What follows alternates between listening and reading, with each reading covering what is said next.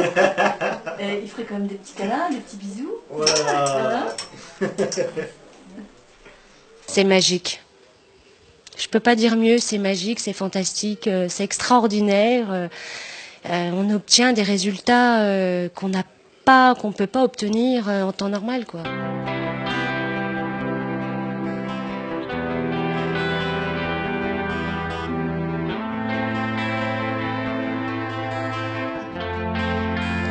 Ma première rencontre avec Peyo, c'était il y a 6 ans, dans le sud de la France. À l'époque, je cherchais un cheval pour parcourir le monde avec moi, pour les contrats que j'avais, notamment dans le cabaret, le music-hall. Je cherchais un cheval gris ou blanc, un cheval qu'on puisse voir dans des salles assez sombres. J'ai malheureusement pas trouvé ce que je voulais, j'arrivais pas à trouver exactement le cheval qui allait partager ma vie, et puis on m'a présenté ce cheval-là. J'avais rien trouvé d'autre, et puis je me suis dit bon, pourquoi pas essayer. Ça a été très dur, parce que pendant 1 an et demi j'ai rien pu en faire. Je savais que c'était le cheval, mais ça se passait tellement mal entre lui et moi que j'ai baissé les bras en fait. J'ai baissé les bras, et puis j'ai dit bah c'est comme ça, fais ce que tu veux, je veux plus rien savoir de toi. Et puis c'est là où ça a commencé à marcher. J'ai réussi à le rassembler sans l'énerver, voilà, dans la plus grande douceur, et voilà, j'ai la chance de pouvoir me passer des prongs, de cravache ou d'enraînement. Le cheval est un équilibre parfait, et j'ai juste à penser, et il fait le reste.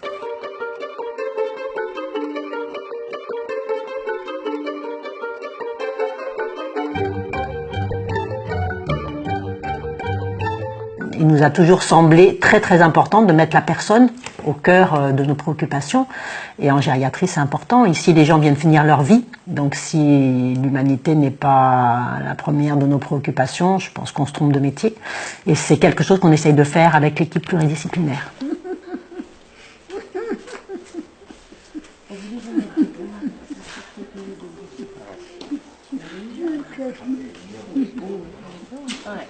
Ce sont des personnes qui sont censées ne plus avoir de mémoire, mais il y a toujours quelque chose.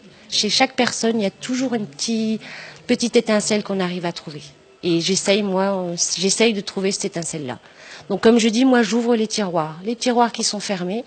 Et le cheval, par exemple, permet d'ouvrir certains tiroirs qu'on ne peut pas ouvrir en temps normal.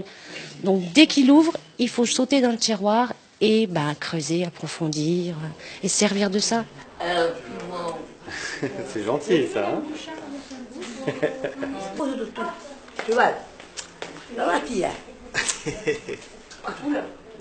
J'ai la chance d'avoir Peyo comme partenaire de vie, donc depuis 6 ans maintenant. On a aussi j'ai eu la chance de traverser le monde à ses côtés, et puis un peu lassé de tous ces grands événements, tous ces grands voyages. J'avais pu remarquer à plusieurs reprises que Peyo avait un comportement totalement différent quand il s'agissait de personnes fragiles, des enfants ou des personnes âgées. Et ça m'a intrigué, une espèce d'énorme empathie vraiment différente du reste du temps. Alors je me suis dit tiens, faudrait essayer. Puis bon, malheureusement la vie a fait que il m'a accompagné dans des épreuves personnelles. Donc voilà, c'était le cheval de tous les jours. Et puis je me suis dit on va continuer comme on l'a fait pour cette personne-là. Et puis nous voilà aujourd'hui dans les hôpitaux.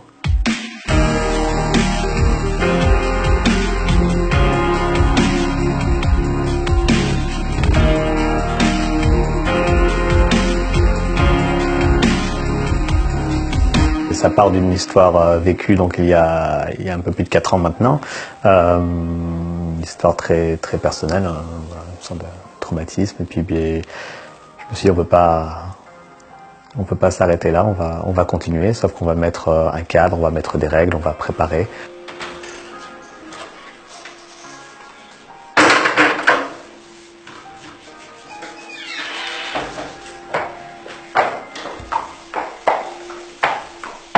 Quand Peyo est arrivé, à 99,9% des résidents, ils n'étaient pas du tout étonnés de voir un cheval dans le couloir. Et nous, on a trouvé ça génial. Ouais. Tiens, un cheval, bonjour. C'était génial. Mais en fait, moi, je me suis aperçue que nous non plus, enfin, je veux dire, On savait que Peyo arrivait, on savait que ça allait être quand même assez fort quand même. Mais en même temps, on s'y est fait drôlement bien, quoi. C'est limite si on lui dit pas allez viens, on y va.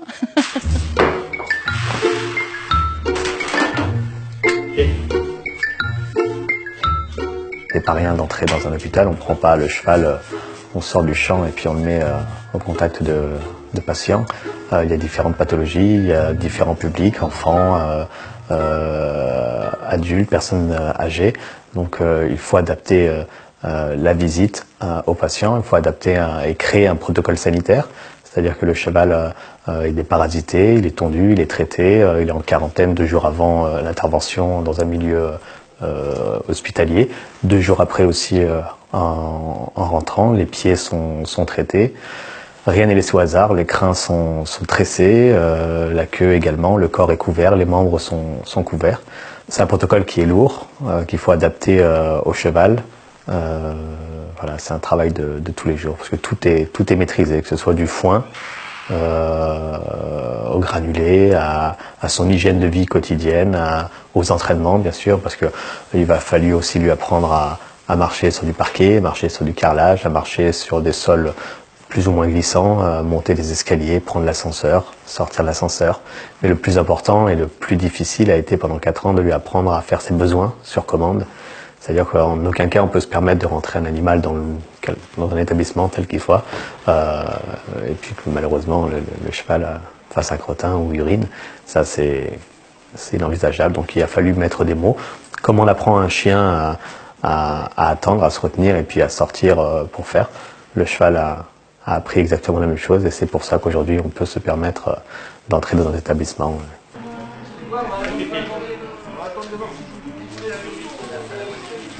Bravo.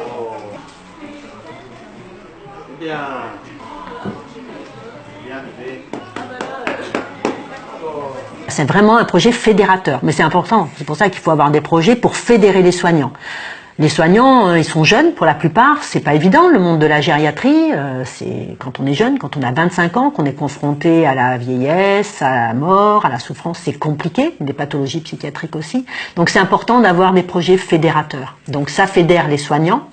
Ça permet également aux soignants d'appréhender les résidents sous une autre facette, différente de celle du soin, et puis également le travail avec les familles, puisque les familles sont très présentes, il y a un accompagnement des familles, donc ça permet de fédérer à tous les niveaux. Donc c'est vraiment des projets comme ça, le côté fédérateur, il est vraiment à plusieurs niveaux, et c'est là la richesse de ce projet.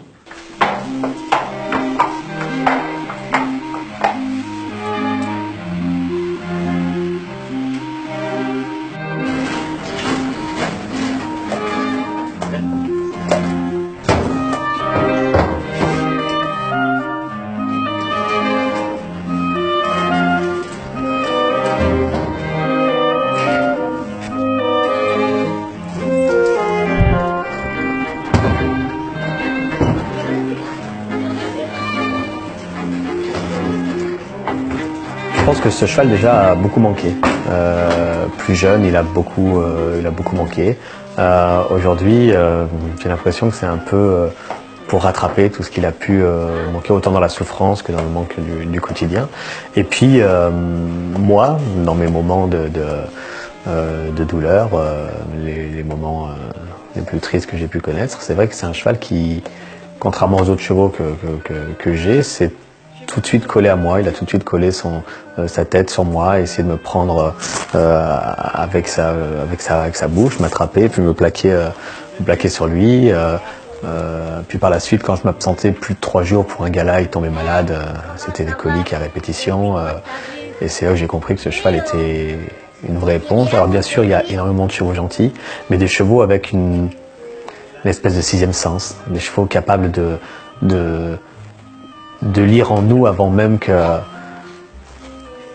ressente nous-mêmes les choses. Ce sont des chevaux assez rares, il y en a, mais c'est très très rare. Des chevaux qui ont une longueur d'avance. C'est pas simplement des chevaux qui vont venir vous faire un câlin ou vous renifler ou quelque chose. C'est des chevaux qui ont compris et qui savent viser le point fragile chez une personne. Et c'est d'autant plus surprenant aujourd'hui quand nous voyageons à travers le pays, parfois à travers l'Europe, d'hôpitaux en hôpitaux.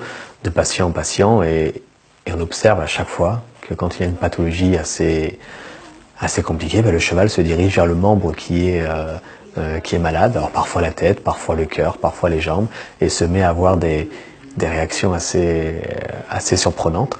À force de visites, les infirmières, les médecins, les psychiatres, les art-thérapeutes, tous ont été surpris, stupéfaits de voir ce comportement unique de la part d'un cheval, de voir également que autant d'humanité pouvait finalement arriver d'un animal.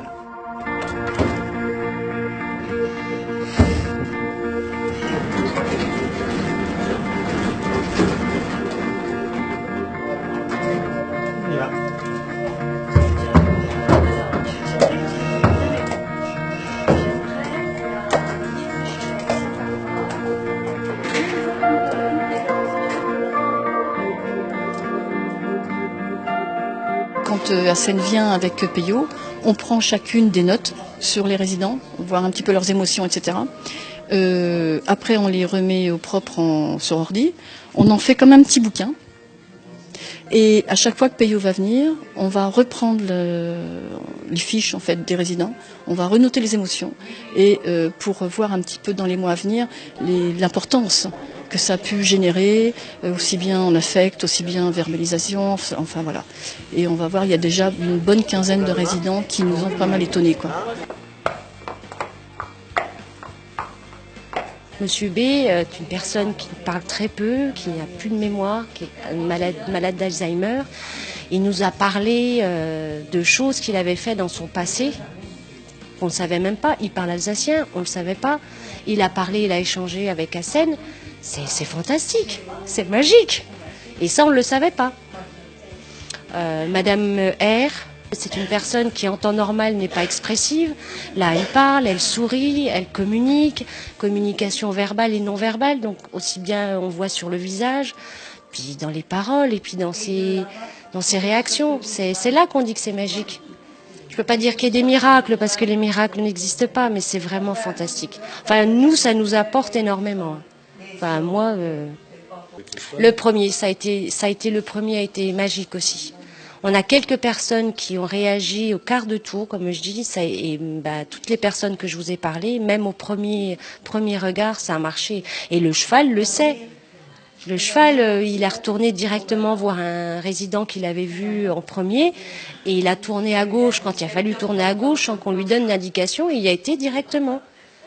Et c'est fantastique quand vous voyez le cheval se mettre au repos devant un résident et puis fermer les yeux parce qu'il se repose et qu'il communique avec la personne en face, c'est magique.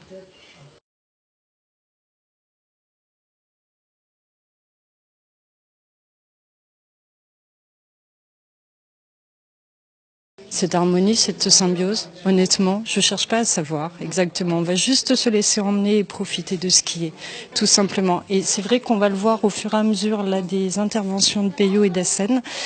Mais on constate, alors autant certains vont verbaliser effectivement ce qu'ils ont vécu avec le cheval, autant d'autres n'ont pas les mots, mais on a l'impression que les jours qui suivent, dans leur comportement, il y a quelque chose de plus serein. Oui, il y a un apaisement. Déjà, un cheval, c'est... nous, on a des personnes qui sont assez âgées, qui ont connu les chevaux aussi, beaucoup. Qui ont connu les chevaux aussi bien de labour, qui ont connu les chevaux. Déjà pas mal. En même temps, un cheval, c'est un animal, et ici, l'affect joue énormément. Donc, de toute façon, tout ce qui est animaux, chien, chat, cheval, il y a une attirance. L'humain est attiré par... et en même temps, je trouve qu'un cheval fait peur, mais protecteur. Enfin, un gros protecteur. Alors, est-ce qu'on peut l'expliquer? Mais je pense qu'on peut que présupposer les choses. Je pense que c'est les patients qui vont nous faire découvrir ou nous dévoiler le pourquoi de l'attirance et en fait la non-peur après qui va arriver et qui arrive quoi petit à petit. Mais c'est humain en fait. Je sais pas. C'est une attirance naturelle, je pense aussi. Le brave Péo, il ne ferait pas de mal à une mouche. Non, je pense pas. Même pas un coup de pied. Ben non.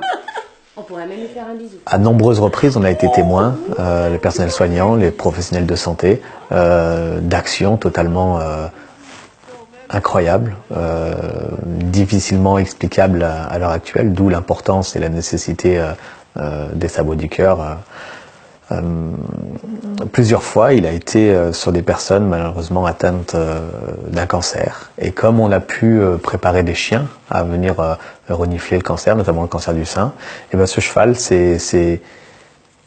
est allé sur la zone malade directement. Et puis il s'est mis à lécher très très fort la zone cancéreuse. D'autres fois, les personnes ne pouvant plus utiliser un membre, il se met là à solliciter ce membre, à lécher très fort ce membre, et puis après à câliner la personne pendant de longues minutes. Encore d'autres fois, des patients ont manifesté l'envie d'aller jusqu'à ce cheval. Alors moi, la première fois où ça m'est arrivé, j'ai trouvé ça bien et gentil de ce patient qui puisse se lever et venir jusqu'au cheval. Et puis en me retournant, j'ai vu toutes les infirmières, les médecins en pleurs, très très émus. Et c'est là où on m'a expliqué que cette personne-là ne s'était pas levée depuis 2 ans et que le cheval lui avait donné des ailes. Voilà, donc ça c'est arrivé plusieurs fois. Il y a aussi eu des cas avec les enfants. C'est vrai que les enfants c'est très dur. Et où des enfants demandent à ce que le cheval soit là quand ils partiront. Et puis là, ce cheval qui est si fougueux, très difficile aussi à gérer sous la selle, se retrouve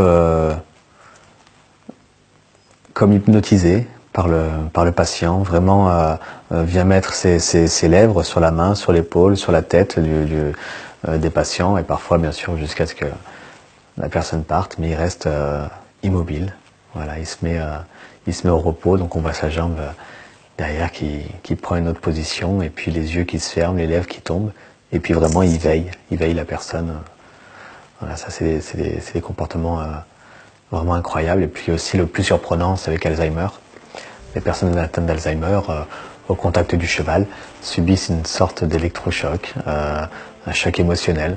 Et puis des personnes qui peuvent parfois être vraiment dans leur bulle, dans leur monde, fermées, parfois agressifs, parfois violents physiquement ou verbalement, se retrouvent comme des enfants, vraiment, et se mettent à parler. Le cheval emmène au langage, emmène à l'échange, emmène à l'ouverture. Et puis, le plus surprenant a été, sur quelques patients, une sorte de retour de mémoire, de souvenirs incroyable, d'une précision impressionnante. Et c'est ce qui est vraiment surprenant, le plus surprenant. Bonjour. Gardez qui fait du bien. Comment ça va?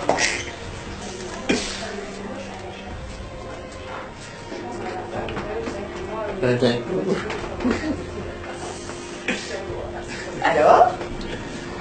Faut pas pleurer. Il reviendra dans un mois. On vous le remonte dans un mois. Vous le direz à votre fille dimanche au téléphone? Oui. Et elle se me dit. Par contre, je pense qu'avec les mains, t'auras pas elle. Ouais. C'est ça qui est. On reviendra. À bientôt? Ouais. Allez, paye rien. On recule bien, hein?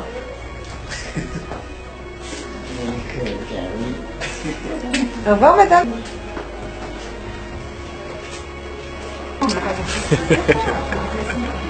Il est en photo partout dans les couloirs.